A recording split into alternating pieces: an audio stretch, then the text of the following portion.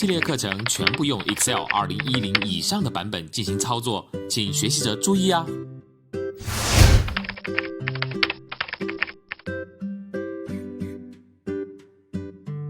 ！Hello， 大家好，我是微软资深 Office 讲师张卓。职场江湖拼的是硬功夫，就拿 Excel 来说，试想别人各种函数报表玩得飞起，你却只会复制粘贴，这样怎么能让老板给你升职加薪呢？大家好，我是凯旋，江湖人称凯旋表的，专治各种吹牛。听说有位张卓老师在这里讲一个笑，我倒要看看他有什么本领。你就是张卓？正事在下，有何指教？听说上了你的课就能彻底搞懂一个笑，见笑了。不过我的课确实不一样哦。能有什么不一样？我举一个简单的例子。凯旋，你看到这张表格了吗？我考考你，怎么做个斜线表头？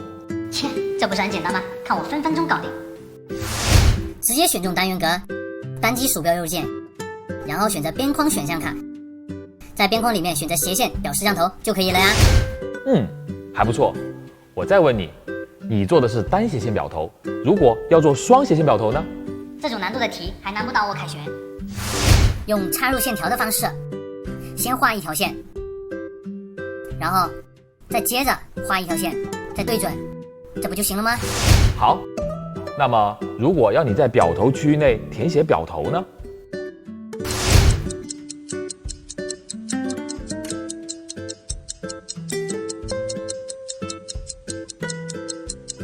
可不可以插入文本框呢？还真是，这我自己也想得到。单击插入功能区，选择文本框，然后用鼠标直接在需要填写表头的位置添加文本框。你看，这不就搞定了吗？怎么样，难不倒我吧？你的底子还不错，不过你发现没有，这样的操作是不是有点麻烦啊？ What？ 难道你有更好的解决方案？这个还真没有。那你说什么？我之所以要讲这个，是想告诉大家，其实微软的 Excel 软件的设计者这一生都不知道还有这么一种表头形式呢。你想啊，连设计者都没有见过的，又怎么可能设计出这样一个功能，方便你使用呢？对不对？所以这里的关键并不是怎么做双斜线表头，而是我想告诉大家，并不是你想在 Excel 里做的每一件事情 ，Excel 都能够帮助你完成。如果你想要更好的驾驭 Excel， 那么你首先需要了解的就是这个软件的使用规则，我把它称之为玩法。好像有点道理，但还说服不了我。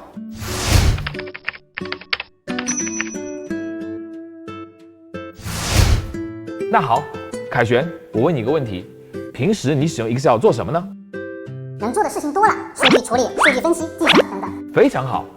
那么你是否思考过这样一个问题，那就是到底什么样的表格可以用来做数据分析呢？或者说 Excel 这个软件的表格的种类有哪一些呢？这还用问？只要是包含数据的表格就能做数据分析啊？对，也不对。拿我们刚才这个双斜线表头打比方，虽然这个表头想要做的好看并不那么容易，但是我们仔细看这个表格的结构，有没有发现，在这样的表格里有一个特点，那就是它都是由一组行标题和一组列标题组成的二维表呢？表格中间的数据是两个标题的交集，对不对？也就是说，这种表格有很好的阅读感，我们很容易的就看到数据和数据之间的对应关系以及对比关系，对不对？在 Excel 这样的软件中，我们把这种有行标题又有列标题，中间是数据的表格称作为报表，英文叫做 report。 注意，不论你在工作中间把什么表叫做报表，反正在我们的 Excel 课堂中间，我们就把这种有行标题有列标题组成的二维表称之为报表，这样方便我们后面学习。好了，那么 Excel 表格的种类，第一种我已经介绍完了，那就是报表。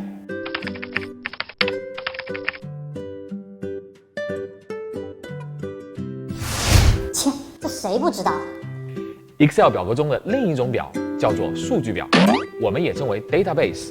这个大家的日常工作是经常见到的，例如你从你们公司数据库中导出来的某一个有原始数据信息的表格啦。那么数据表有什么特点呢？现在我打开一张数据表给大家看看，看到了吗？这种形式很常见吧？整个表格只有一个标题行，下面是一行行的数据记录，我们可以叫它流水账。这种表格跟刚才介绍的报表相比，最大的不同是我们根本无法从这个表格中看到数据和数据之间的对应关系或者对比关系，对不对？它只是一个数据的罗列。在 Excel 中，我们把这种表格称作为数据表。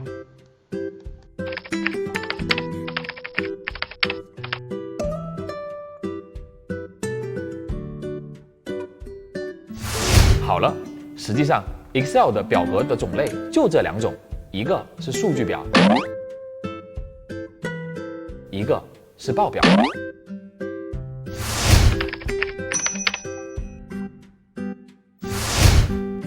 凯旋，我要问你了，你的老板希望你最终给他的表格是数据表还是报表呢？地球人都知道，当然是报表了。我们使用 Excel 有一个再简单不过的逻辑，那就是我们会先拿到一张原始的数据表，然后我们才会使用 Excel 把数据表转换成主管、领导或者老板需要的各种报表。没错，也就是说，我们使用 Excel 最关键的目的就是把数据表经过 Excel 的处理转化为报表。除了数据表和报表 ，Excel 还有一个特别常见的功能，那就是图表。如果你的报表中数据庞大且数值也很大，是不是即便是通过查看报表，也很难看出数据之间谁多谁少呢？因此，我们经常需要生成 Excel 的图表。注意了，再次强调 ，Excel 的表格的种类只有两种：数据表和报表。那么做图之前，我们的手里必须得有一张表格，对不对？凯旋，我问你，是数据表生成图还是报表生成图呀？这还用说？当然是报表生成图表。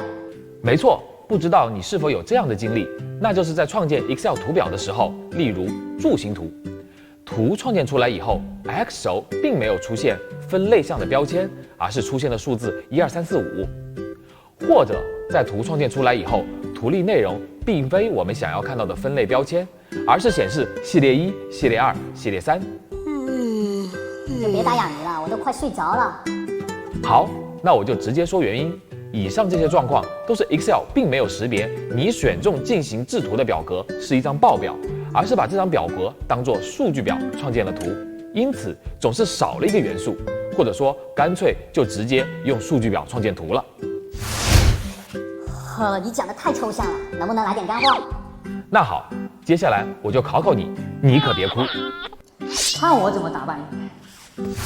我这里有一张数码产品销售数据表，我现在想看 CD-ROM 和 CDRW 产品在中国和美国的销售总金额，并且需要绘制出类比的柱状图，你会怎么做？这不就是求和的事吗？简单。我用筛选功能把每一个条件的组合，然后再进行求和，就得到答案了呀。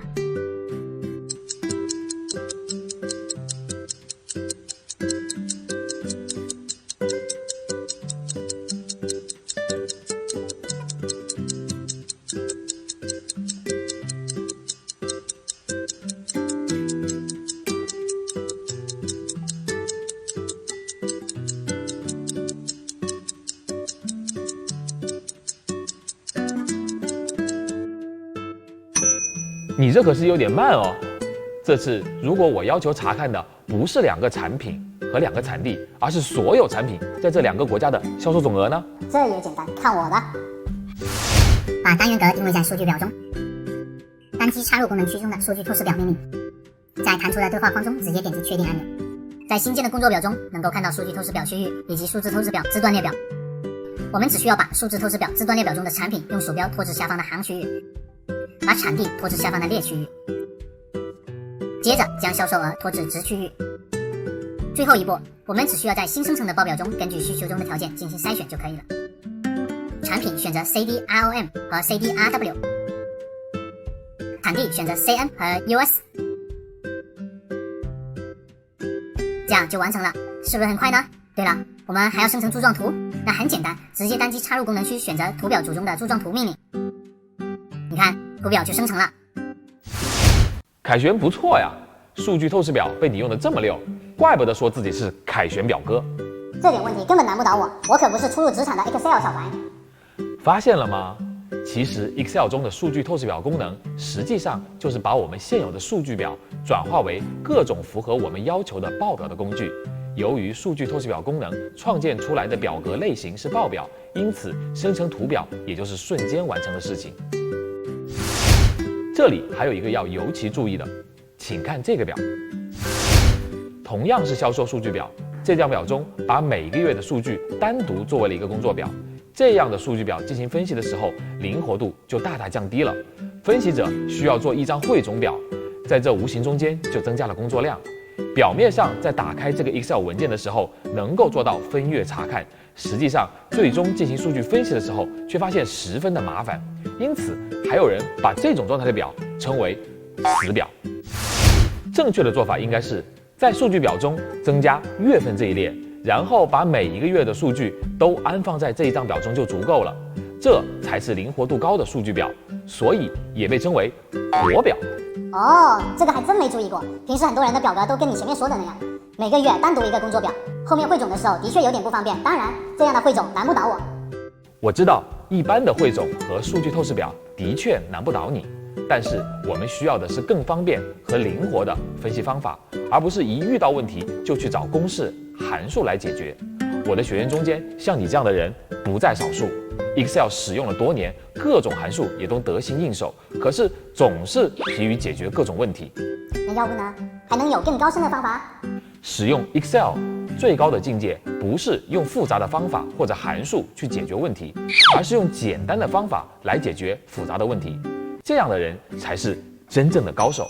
一旦我们从表格的种类和 Excel 的玩法去看待所有 Excel 的问题，你就能够把复杂的问题简单化了。